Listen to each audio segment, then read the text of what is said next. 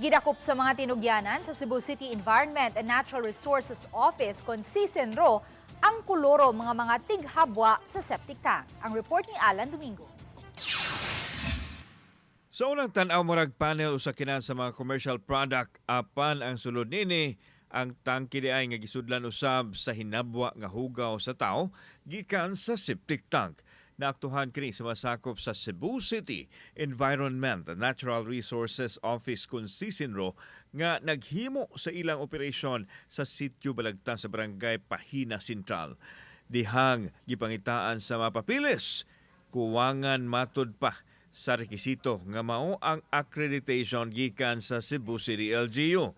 Nasayran nga nahimutang sa liluan ang base sa nagpasiugda nini ug dili matod pa mahimong mo-operate sa Cebu City kung walay accreditation. This is illegal septic hauler kaya wala ni sila moagi sa among opisina. Supposed to be, if you are doing business within the city, you have to pass the Sisenro office. Matod sa Sisenro Septic Focal nga delikado sa kalikupan ug sa panglawas kung walay accreditation ang septic hauling operation tungod kay dili man kinitugutan nga makasulod sa STP, posibleng iyabo na lang nila sa bisan asa ang hugaw nga mahabwa. Ang impact ani sa environment, ang usually gid sila kay di man ni sila dawaton sa STP kay man sila manifest form.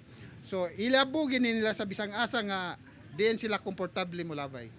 Matod sa driver, iyang paibaon ang iyang amo aron makakomply sila sa gipangayo sa Sisenro.